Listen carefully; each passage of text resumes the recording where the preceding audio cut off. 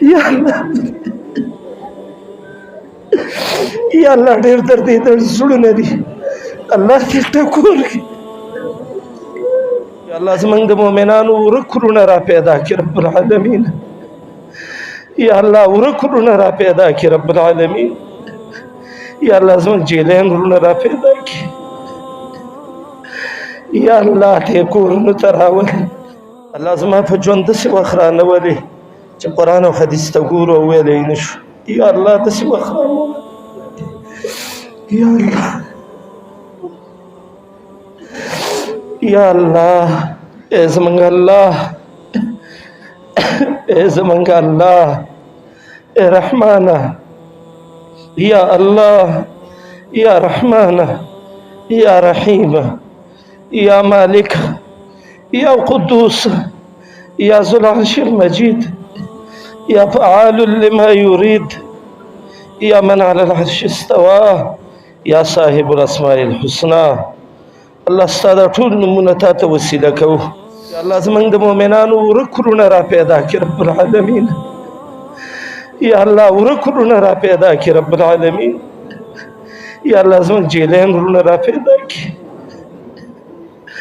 یا الله دې کورونو ته راولي یا الله اختر را روان دي الله د خپلو میندو ښځو بچو خوالی راولي یا الله نورې مه جوړوه رب العالمین الله که په څه ګناه دې نیولي رب العالمین الله معافي ورته وکړي یا الله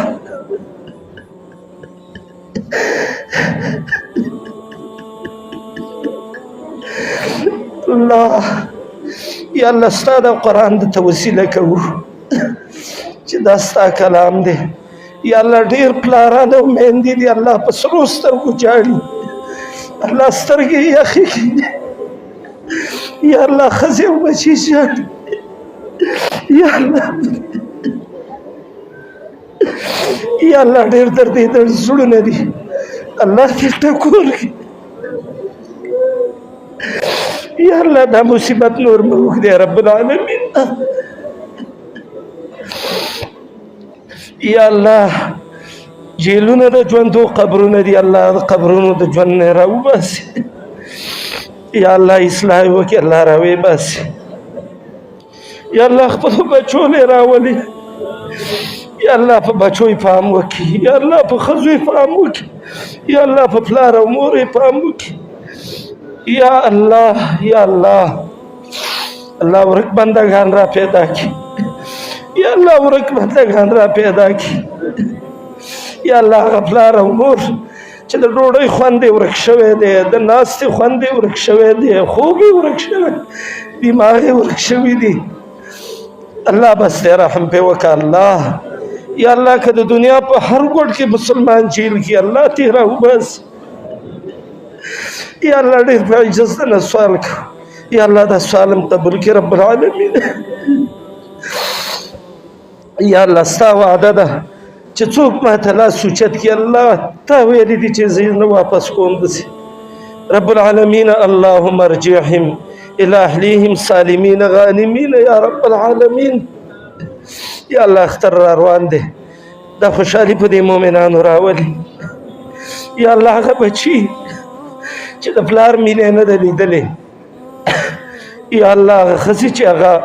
د خاوند په غمونو پسې مشکلاتو کې اخته شوي دي یا الله هغه میندې الله ته رحم پرې وکړي رب رحمان رحم پرې وکړي رب رحمان رحم پرې وکړي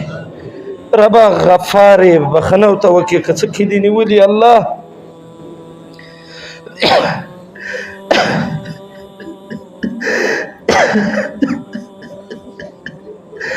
یا الله بے وسه یوسف الله جیل کې هیڅ چا تپوس نه کوه الله د راوتلو اسباب یې تا برابر کړه یا الله ته د دې مؤمنانو الله اسباب برابر کړي یا الله من مؤمنانو له صبر راکړي رب العالمین الله منګه باندې امتحانات مراولي الله که امتحانات راولي الله موږ له صبر راکړي رب العالمین